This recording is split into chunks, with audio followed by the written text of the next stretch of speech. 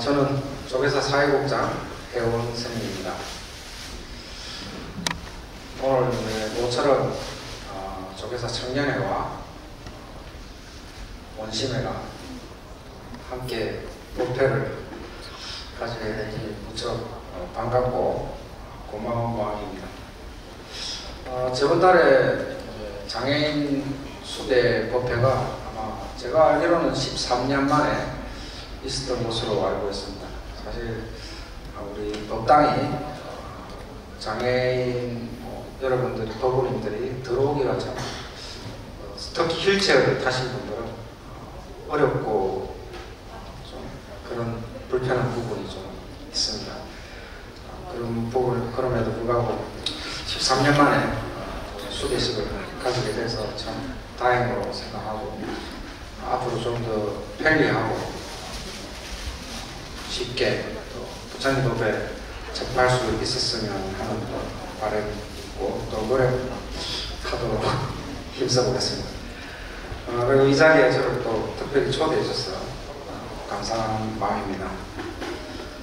밖에 지금 회화나무가 마침 비도 오고 해서 잎들이 하루가 다르게 무성하게 자라나고 있는데요. 참 저 자연 속의 산천 추목들을 보면 참 자연에 순응해서 잘 산다 이런 생각이 좀 듭니다. 따뜻해지고 하면은 어김없이 잎을 내고 꽃을 피우고 또 날씨가 서늘해지고 추워지면 또 일말의 미련 없이 저 무성하던 잎들을 다 그냥 떨고 내는 것이 인연에 순응해서 살아가는 그 모습이 참 우리에게 말없이 운문을 하고 있는 게 아닌가 생각되고 봅니다. 그래서 우리 조계사 마당에 있는 회화나무가 참 고맙기도 합니다. 오늘 제가 드리고 싶은 말씀은 바른 견해에 대한 얘기입니다. 바른 견해는 이제 팔정도의 제일 앞에 나오죠. 다들 아시죠? 아닌가요? 정견, 정사유, 정업 이렇게 들어보셨죠? 네. 팔정도의 제일 앞에 나오는데 그만큼 물론 이제 순서대로 팔정도 순서대로 수행을 하는 말은 아닙니다만 그럼에도 불구하고 바른 견해는 우리가 바르게 수행해 나가고 또 삶을 살아가는데도 그만큼 바른 견해가 중요하지 않겠나 생각됩니다. 바른 견해는 이제 여러 측면으로 해석되고 말할 수 있겠습니다만 대표적으로 삼법인, 사성제, 팔정도 혹은 또 연기법 이러한 견해를 이제 바탕에 둔 사유가 아니겠는가, 바른 견해가 아니겠는가 생각됩니다. 다들 사성제, 팔정도, 12연기 이 정도 다 이렇게 배워보셨겠죠? 잘 이해는 못하더라도 한 번쯤은 다 들어보셨죠? 예. 삼법인은 이제 재행무상. 요새 한자를 이렇게 잘 안 배우셔서 그 재행무상은 어려운 말은 아니고 모든 것은 변한다. 재행무상. 모든 것은 변한다는 말이고 우리가 무상하다고 해서 이제 대체로 단어가 가진 이제 느낌이 허무한 것인가, 아무것도 없는 것인가 그런 것이 아니라 그런 거 감정적인 어떤 느낌이 아니라 무상하다는 것은 있는 그대로 모든 것은 변한다. 모든 것은 변한다. 그래서 마치 이게 회화나무 봄이 되면 잎을 피우고 여름이 되면 또 무성하고 또 꽃도 피우다가 가을이 되면 어김없이 이제 낙엽이 떨어지고 겨울이 되면 앙상한 가지만 남죠. 그와 같이 모든 것은 변화한다. 한순간도 변하지 않는 것은 없어요. 여기 있는 법상이라고 해야 되나? 이것도 사실은 물리학적으로 보면 지금 이 순간도 끊임없이 변화하고 있는 중이죠. 제 몸도 마찬가지고 우리 마음도 계속 변하죠. 계속 변하죠. 그래서 재행, 무상은 모든 것은 변한다. 그리고 또 변화하는 그 자체가 사실은 또 고통을 수반하기도 합니다. 그리고 그 변화를 받아들이지 못할 때 또 더 큰 고통이 따르기도 합니다. 그리고 모든 것은 변하기 때문에 사실은 나라고 콕 꼬집어서 변하지 않는 나를 발견하기는 어렵다는 거죠. 그래서 무아예요. 무아는 사실은 내가 없다라고 말하면 좀 오해의 여지가 있으니까 나라고 할 만한 게 없다. 계속 변화하는 과정 중에 있기 때문에 그렇습니다. 그렇게 삼법인 사성제는 뭐예요? 고진별도죠. 일체계고. 일체계고는 이제 모든 것은 고통이다. 우리 원심의 부모님들은 좀 공감할지 모르겠습니다. 그런데 청년의 부모님들은 모든 것이 고통인 것 같습니까? 왜 여기서 좀 연세가 있으신 것 같은데. 사실은 세상은 우리에게 행복을 주는 많은 일들이 있고 우리 뭐 즐거운 일들이 가득한데 왜 모든 것은 고통이라고 하는가? 언뜻 안 다가올 것 같은데요? 아닌가요? 그래서 왜 모든 것은 고통이라고 하는가? 사실은 우리가 이제 밖에서 얻는 행복이라는 것도 사실은 예를 들자면 맛있는 음식을 먹고 싶어서 먹어요. 그것도 행복하죠? 그런데 그 행복은 얼마큼 갑니까? 시간적으로 따지면 먹은 만큼. 그러면 계속 먹으면 계속 행복하겠네요. 그건 또 아니죠. 적당히 배부를 정도로 먹겠죠. 그러면 이제 행복하지. 더 먹으면 어떻게 해요? 고통스럽죠. 그래서 우리는 대부분 이제 고통스러울 정도로 먹지는 않죠. 적당히 먹고 이제. 근데 행복하다가 이제 좀 시간이 지나면 행복감이 사라지죠. 그럼 다 사라지면 어떻게 해요? 심심하죠. 심심하면 또 어떻게 해요? 또 다른 행복을 줄 거리를 찾아야 될 거 아니에요. 그것도 재미있는 영화를 본다거나 여행을 간다거나 좋은 사람을 만난다거나 그러한 뭔가 행복을 찾기 위해서 탐색하겠죠. 그러나 이제 그걸 찾아서 또 그 어떤 행복을 주는 행위를 하고 하면 또 그게 스르르 사라지죠. 혹은 내가 원하는 걸 하지 못하면 고통스럽겠죠. 그래서 우리는 세상에서 얻고 구할 수 있는 행복은 일회용이다. 일회용이다. 아무리 좋은 것도 계속하면 그건 고통이 되기 마련이고 행복감은 사라지고 시간이 지나면 마약도 그렇잖아요. 마약 다들 해보셨죠? 안 해봤어요? 세상에서 약물로 지정한 정신성 의약품이라고 지정한 것만 마약이 아니라 우리가 살아가면서 행복을 추구하는 것도 일종의 마약이 아니겠나 싶습니다. 요즘 도파민 중독이라고 하는데 왜냐하면 그것이 일체가 고통이라고 하는 것은 행복을 우리가 계속 쫓아가야 되기 때문에 그래요. 행복을 계속 쫓아가야 돼요. 그렇죠? 가만히 앉아서 행복이 올 수 있나? 가끔 오기도 하겠지만 대부분 내가 애써서 노력하고 쫓아가야 되죠. 언제까지 쫓아가야 됩니까? 감이 옵니까? 죽을 때까지 쫓아가야 돼요. 안 그러겠어요? 행복은 끊임없이 저만치 있거든. 그래서 죽을 때까지 이제 쫓아가야 된다. 그것이 고통이다. 그것이 고통이다. 그러니까 행복을 주는 일을 하지 말라는 말이 아니라 그와 같은 마음이 가지고 있는 특징, 그런 성품을 잘 통찰하라는 의미가 아니겠습니까?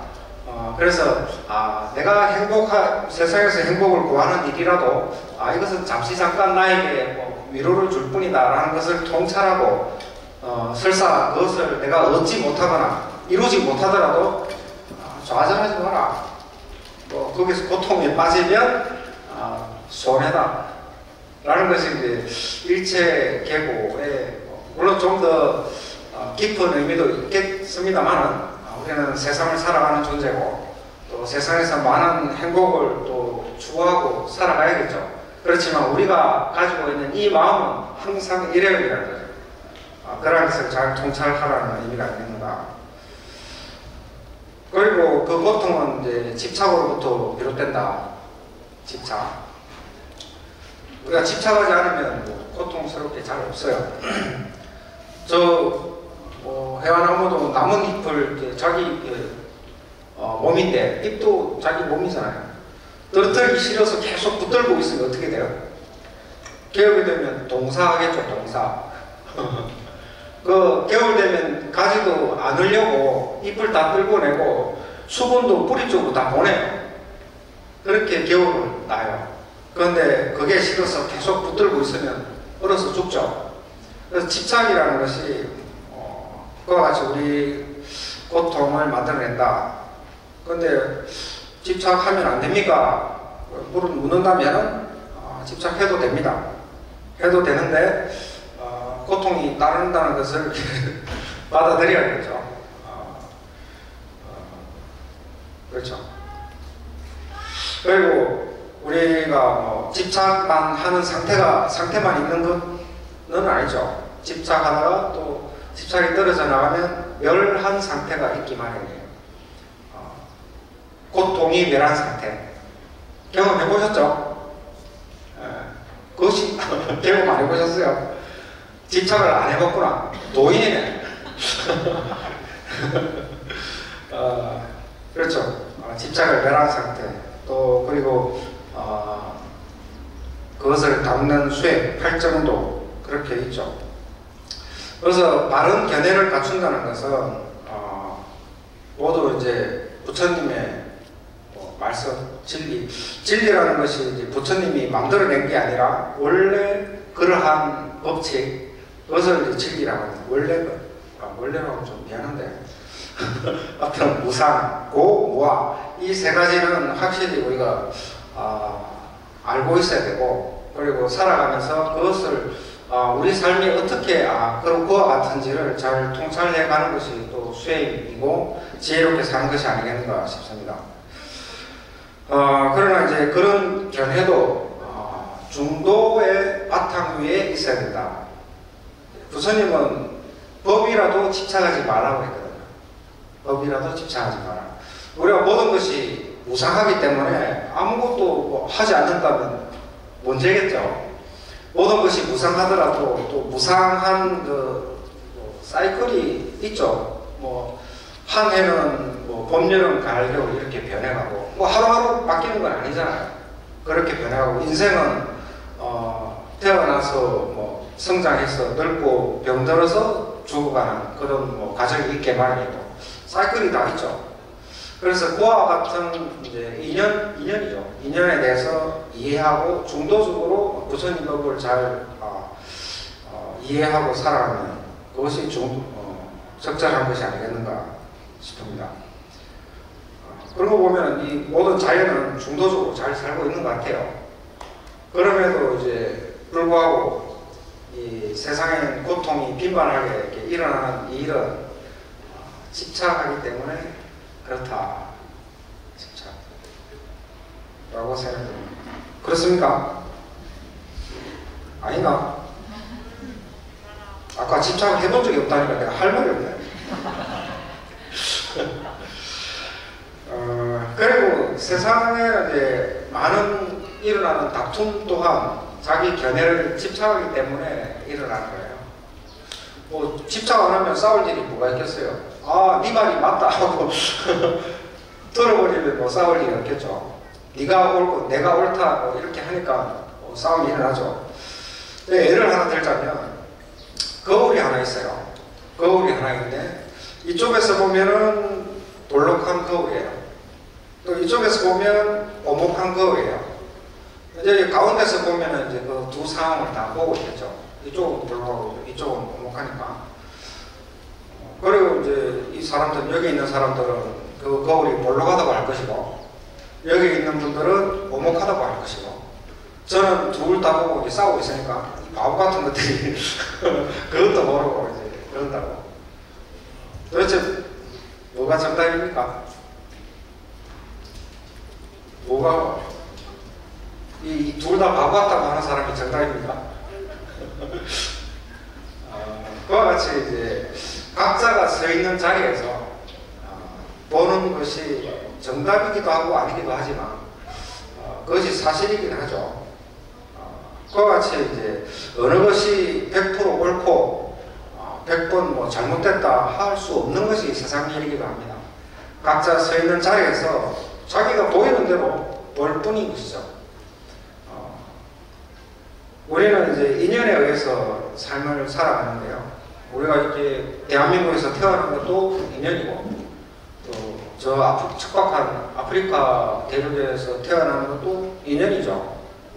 그리고 지금 전쟁이 일어나고 있는 그곳에 태어난 것도 참 안타깝지만 그것 또한 인연이고, 그리고 우리 뭐 선천적으로나 후천적으로 장애를 안고 살아가게 되는 이 문심의 어부님들도 인연에 의해서 그런 것이고, 우리 뭐 청년의 보험도 여기 와 있는 것도 인연이고, 모두 이제 인연이죠. 누가 뭐 잘하고 잘못해서 그런 인연을 맞이하는 것이 아니라 그냥 인연이 그러할 뿐인 것이죠.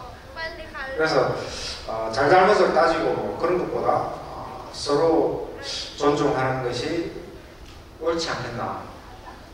어떤 견해 차이, 어떤 입장 차이, 그런 것은 인연에 의해서 일어나는 것이다. 그것을 이해하고 바라봐야지, 저거 어떻게 좀 틀렸잖아? 내가 맞아. 이렇게 입장을 고소한다면 접점이 없겠죠. 서로 이해의 바탕 위에서 견해를 바라보아야 세상이 좀 더 평화로울 겁니다. 불교에서는 이제 자비와 도시를 강조하는데요.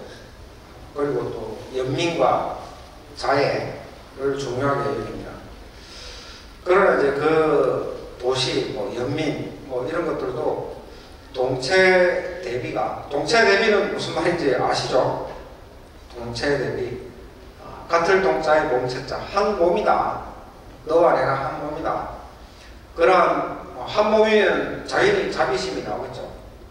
누가 아프니까 내 몸이 아픈 것처럼 느껴져서 돕는다는 것이죠. 그래서 동체 대비의 자비심이라 도움을 주는 사람과 도움을 받는 사람을 나누지 않습니다. 내가 더 우월하고 상대는 또 불쌍하니까 돕는 것이 아니라 마치 나의 일이라 생각하고 함께 하는 것이죠. 돕는다는 개념이 어떤 것이죠. 마치 길 가는 어린아이가 넘어졌을 때 그냥 아무 생각 없이 그냥 일으켜 주듯이 그것을 내가 뭐 베풀고 선행을 해야겠다 이런 마음으로 하진 않잖아요. 그런 사람도 있나? 선불하십시오. 그것을 이제 동정심이나 어떤 분리되어 있는 개념이 아니라 순수한 관심과 함께하는 동참이 아니겠는가 싶습니다. 비단 장애를 가진 부부뿐 아니라 모든 관계가 그러하기를 기대해 봅니다. 그리고 가장 큰 장애는 육체적인 장애도 되게 불편하고 큰 장애이겠지만 가장 큰 건 마음의 장애가 아니겠습니까? 부처님의 입장에서 보면 바른 견해를 갖추지 못한 모든 존재는 어쩌면 장애 속에 살아가고 있는 것인지도 모르겠습니다. 물론 저 또한 말들을 포함해서 그렇습니다. 우리는 욕심내고 또 화내고 이렇게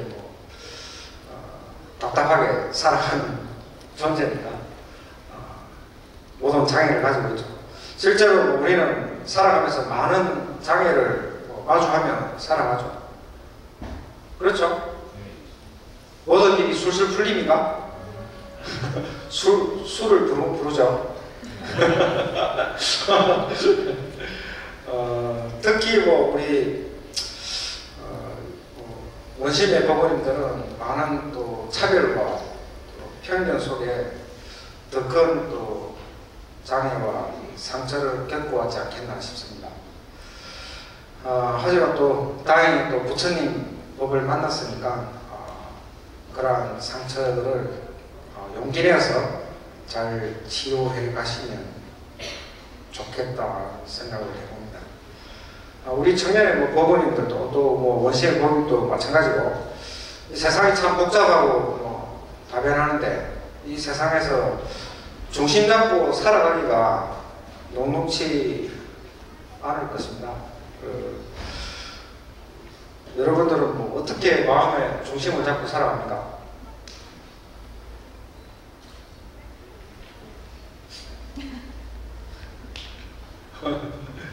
좀 우리가 이제 반야신경에 보면은 보살은 반야바라밀에 의지하고 최상의 깨달음을 얻은 3세의 제구도 과거, 현재, 미래에 모든 부처님도 반야바라밀에 의지한다고 말하고 있습니다. 반야바라밀은 이제 지혜의 뭐 완성이라는 말인데 지혜의 완성 또 너무 뜬구름 잡는 얘기긴 하죠. 그것은 이제 해탈열반을 의미합니다. 해탈열반. 해탈열반은 이제 저 먼 나라가 아니고 먼 나라 얘기가 아니고 우리가 마음으로부터 집착하고 있는 것 혹은 마음속에 나를 괴롭게 하는 것들 그것으로부터 벗어나는 것이 해탈이고 그렇게 고통으로부터 벗어나면 마음이 편안해지겠죠. 그것이 열반입니다. 집착을 내려놓으면 그 무엇도 나를 구속하는 것이 없으니까 마음은 자유로울 것이고 마음속의 고통이 사라지면 이내 평온한 마음이 될 것입니다. 그것이 해탈열반입니다. 그래서 우리는 불자들은 이 거친 세상의 파도를 무엇에 의지하여 넘어갈 것인가? 해탈열반에 의지한다. 해탈열반이 무엇입니까? 집착을 내려놓고 평온한 마음으로 살아가는 것이다. 쉽죠? 아닌가요? 그게 당장 되지 않을 수도 있어요. 누가 뭐라 하면 화나고 이제 뭐 좋은 거 보면 욕심나죠. 그러나 우리는 어디에 의지해야 하는가? 집착을 내려놓고 평온한 마음에 의지해서 살아가는 것이 우리 불자들의 일이다. 물론 이제 뭐 세상 살다 보면 이런 저런 일이 있죠. 중도로 하세요. 중도로. 적절히 과도하게 나에게 고통을 주는 일은 내려놓고 내가 어느 정도 노력해서 얻을 수 있는 건 하고 그 정도면 괜찮겠죠? 아닌가요? 그 정도면 괜찮겠죠? 그래서 열심히 노력하고 하되 이게 인연이 아닌가 보다 싶으면 내려놓고 이건 내가 해서 할 수 있다 자신감이 있고 노력할 수 있다 그러면 노력하고 살아가는 것이죠.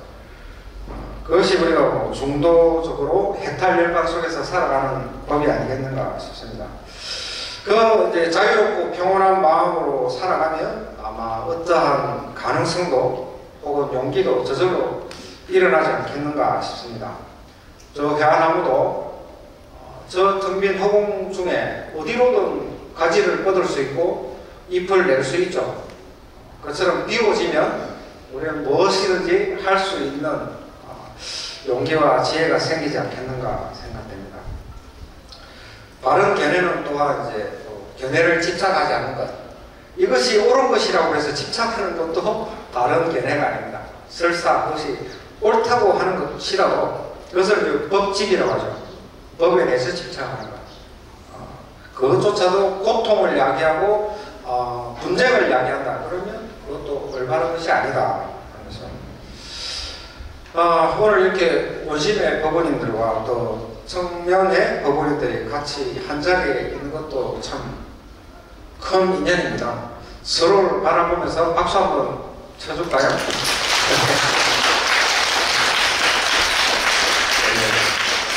우리 청년의 법무님이랑 우리 원심의 법무님들이 서로 좋은 이 자리에 함께 했으니 이미 서로 좋은 도반이 된 것 같습니다. 그렇습니까? 네. 우리 청년의 법무님들은 차별 없는 차별과 편견 없는 도반이 되어주고, 원심의 법무님들은 또 온갖 장애 속에서도 나아가는 용기를 알려주는 좋은 도반이 되어주지 않을까 기대해 봅니다. 좋은 도반을 가진다는 것은 부처님은 이렇게 말씀하셨습니다. 어느 날 아난이 부처님께 말하길, 선지식과 좋은 도반은 수행의 절반입니다. 왜냐하면 좋은 길로 인도하여 해탈로 이르게 하기 때문입니다. 아난존자가 이제 이렇게 말하니까 부처님께서 이렇게 말씀하셨습니다. 아난아, 그렇게 말하지 마라. 왜냐하면 선지식과 좋은 도반은 수행의 전부이니라. 부처님께서 제자들에게 너희들이 나와 같은 도반을 만나서 이와 같이 모두 깨달음을 얻고 아란이 되었다. 이처럼 좋은 도반은 도의 전부이다. 이렇게 말씀하셨습니다. 이처럼 좋은 도반은 우리 삶 전체를 변화시키는 존재입니다. 도반의 인연을 불경에서는 1만 급의 인연이 있다고 합니다. 1만 한 급이라는 것은 이제 무량한 시간을 이제 헤아리는 단위인데요. 많이 들어보셨을 거예요. 1급이라고 하면은 이제 1유순, 이제 15km 정도 되는 이제 상하 15km 정도 되는 상자예요. 아주 큰 상자죠. 거기에 이제 겨자 씨를 가득 채워요. 가득 채워가지고 100년에 하나씩 끄집어내요. 그럼 겨자씩 하나를 꺼내면 우리는 죽어야 돼요. 100년 못 살잖아요. 이제 100년에 하나씩 꺼내가지고 그 15km 되는 상자에 겨자씨를 다 끄집어낼 때까지의 시간을 1급이라고 합니다. 되게 긴 시간이죠. 그것을 이제 겨자급이라고 하는데, 어떤 사람은 이렇게 이야기합니다. 우주가 이제 빅뱅으로 이제 생성돼가지고 계속 팽창하고 있다고 하잖아요. 그걸 팽창했다가 나중에 수축해가지고 한 번에 우주가 생성했다가 사라질 때까지의 시간을 1급이라고 한다. 이렇게 말하기도 합니다. 오늘 이렇게 우리가 다 만났잖아요. 이번 생에 몇 번을 만났지, 어떻게 만날지는 모르겠지만, 이렇게 한 번에 우주가 생성하고 맺어질 인연, 한 번이 될지, 여러 수천 번이 될지 모르지만, 그렇게 한 번에 우주가 사라지고, 그것이 1급이다. 그것이 1만 번 거듭되어가지고 도반으로 만난다. 라는 거죠. 아주 깊은 인연이죠. 아무튼 도반으로 만나는 인연이 가장 큰 인연이다. 그런데 이제 5월은 우리 가정의 달이죠. 어제가 어린이날이고, 선물 좀 받았습니까? 선물하십시오. 8일은 내일 모레인데 어버이날입니다. 우리 조계사에서 이제 어버이날 받아서 효잔치 해요. 점심 때 공양도 어르신께 베풀고, 80세 넘어야 돼요. 베풀고 좋은 시간을 가집니다. 그리고 15일 날은 또 스승의 날이고, 그리고 21일 날이 무슨 날입니까? 또 결혼했나 보네. 예, 부부의 날입니다. 둘이 만나서 하나가 된다고 해서 21일 날 이제 부부의 날이라고 합니다. 대부분 부부들은 모르던데. 아무튼 그리고 부처님 오신 날도 대부분 아마 5월경에 있어요. 특별한 해 말고는. 그래서 5월은 좀 특별한 기념일이 많습니다. 이 중에 이제 부부는 아까 말했지만 6,000급의 인연으로 만납니다. 부부의 인연도 매우 깊죠. 6,000급이라는 헤아릴 수 없는 인연으로 이렇게 만납니다. 그래서 서로 보면 징글징글한지도 모르겠습니다. 저는 장가를 안 가서 잘 모르지만 사는 모습들 보니까 서로 징글징글 하더라고요. 그리고 부모 자식 간의 인연은 7,000급. 그리고 스승과 제자는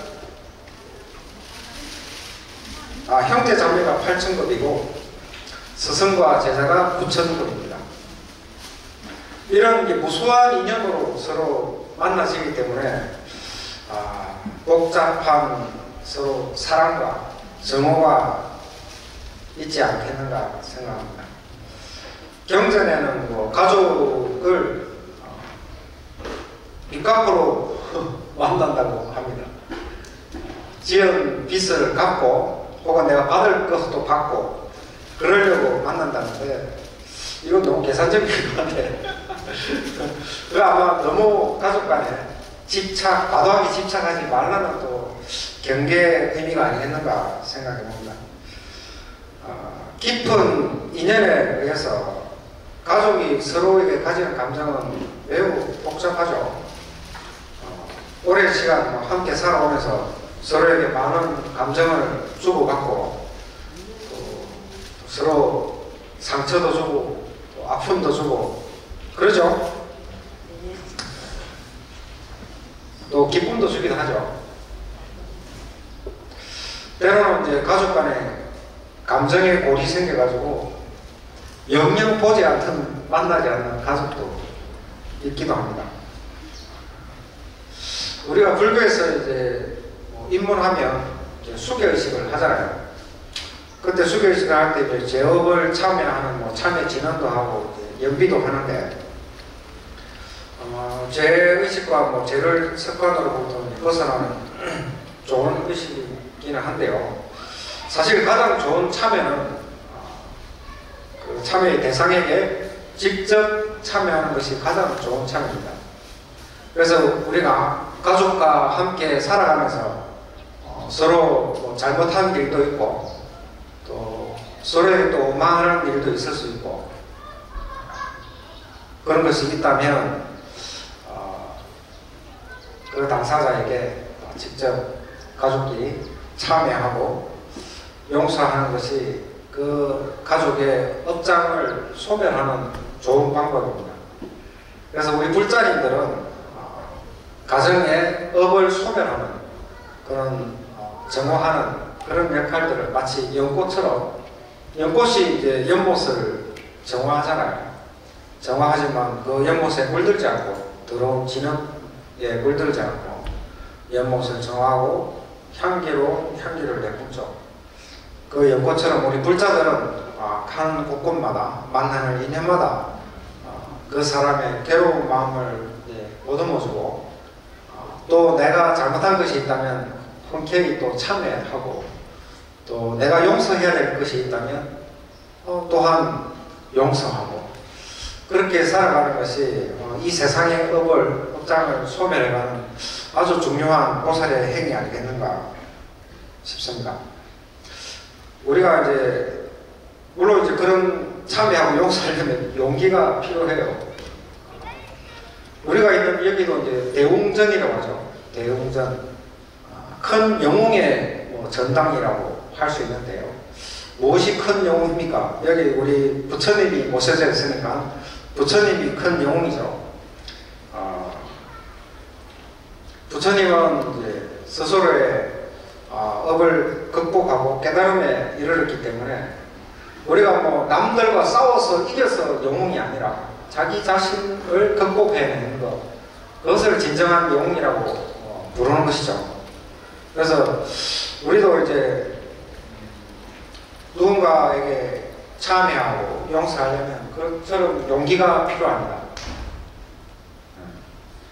그렇게 용기를 내어야 무언가를 할 수 있고 또 업장도 소멸하고 보살행도 잘 해나갈 수 있습니다.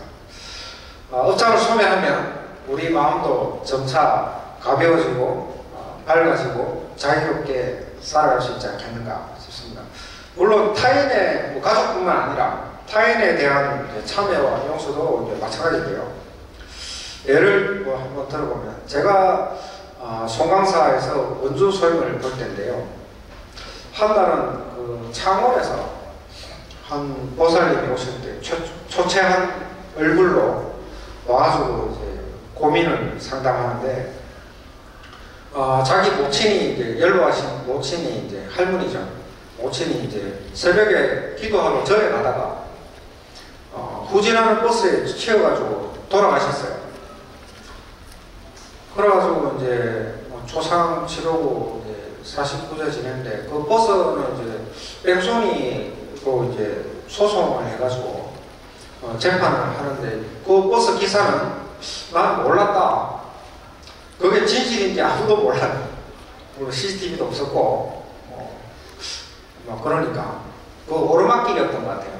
그래서 후진했다가 이제 올라가는데 몰랐을 수도 있을 것 같고 그런데 이제 그 유족들은 모를 수가 없다. 이렇게 해가지고 49세 지내는 와중에 계속 이제 소송을 붙고 서로 막 피폐해진 거예요.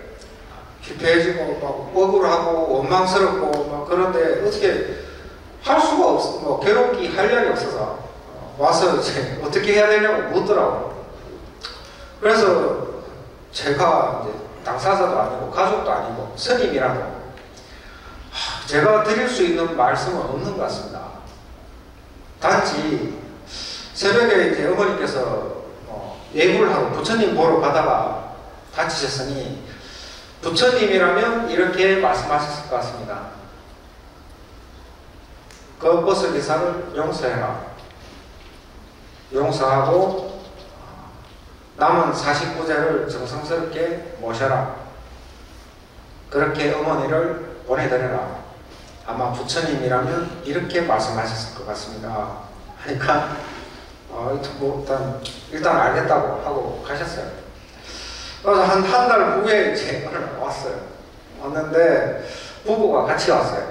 같이 왔는데 서로 뭐 표정이 되게 밝고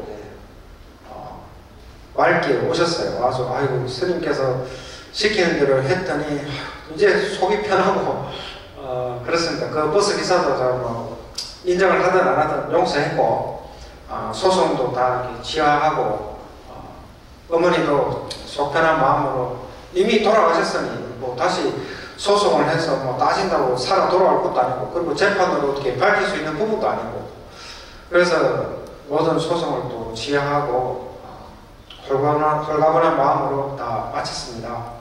라고 하더라고요. 그 내가 앞에 얘기할 때 내가 그렇게 하고 오면 내가 삼배한다고 그랬거든요.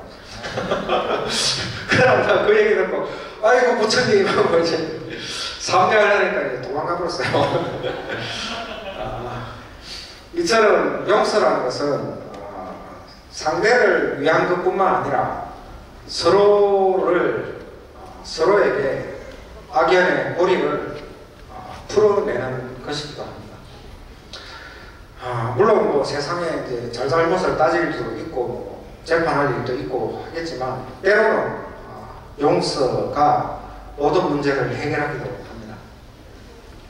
한 번은 또뭐 이런 일이 뭐 있었는데요.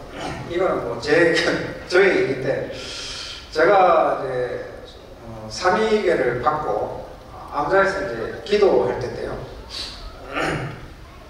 그때는 이제 뭐 초심 때라 기도를 되게 전투적으로 열심히 했는데 하루에 잠을 안 자고 18시간씩 2달 넘게 계속 기도했어요. 그러니까 졸리면 서서 이제 까치발로 이렇게 서서 기도를 하고 하루에 아마 목탁을 계속 쳤어요. 물론 그렇게 하니까 이제 마음은 좀 고요해지고 편해지는 걸 한번 하는데 어느 순간에 이제 그 번민이 탁 일어났어요. 무슨 번민이고 하니 제가 행자 생활할 때 이제 행자 반장이었는데 행자 반장은 이제 밑에 이제 행자님들 10여 명을 또 통솔해야 되고 하는 역할이 있어요. 그러다 보니까 이제 서로 싫은 말도 하고 또 모진 말도 하게 되고 그렇게 뭐 하죠. 그게 당연한 건 아닌데 제가 부처님의 이제 지혜와 복이 없으니까 뭐 중생의 마음으로 그럴 수밖에 없죠. 그렇게 하다 보니까 이제 뭐 그렇게 했는데 기도하다 보니까 그때 이제 내가 모질말 했던 것들이 이제 생각이 나는 거예요.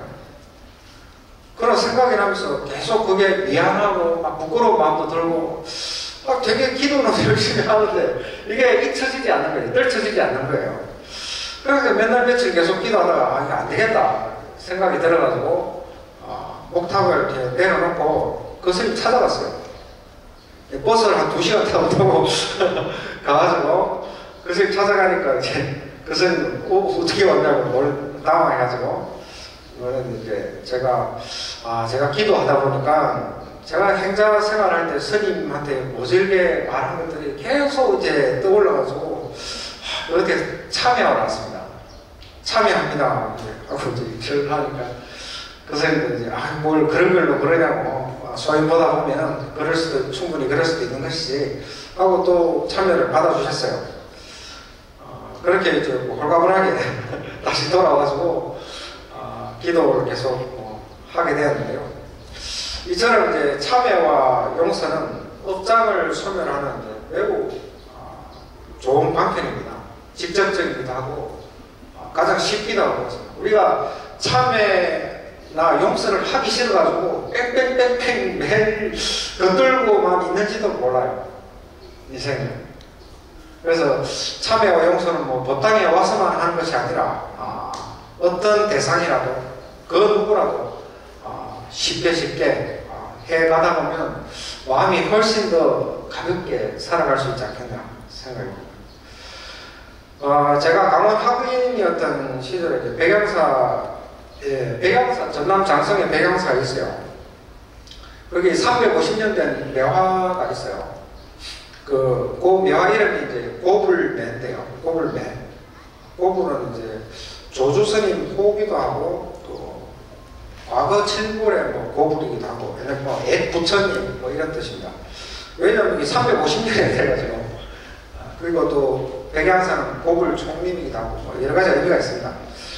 그 고불묘를 보고 쓴 시가 있는데요. 제가 한번 읽어볼게요.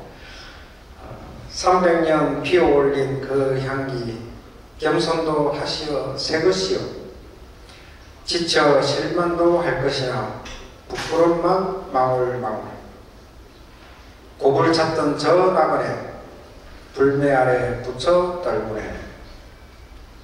끝. 별뭐 강 영원히 안 닦였는데 우리가 350년이나 된 그 매화나무도 매해 새로운 꽃을 피우고 그 향기도 350년 된 것이 아니라 항상 새로운 향기를 내뿜는 것을 보고 아주 100년도 못 사는 인간인데 어떻게 우리가 새로운 마음을 낼 수 없겠는가. 그래서 지나온 과거의 관념에 새로운 마음을 내지 못하고 있지는 않는가, 혹은 미래에 대한 두려움으로 움츠러들어서 새로운 마음을 내고 있지 못하는 것은 또 아닌가. 그래서 지나온 모든 허물과 집착들을 우훌 벗어 던져버리고 늘 새로운 마음, 새로운 눈으로 세상을 살아가시면 어떨까 합니다. 성공하십시오.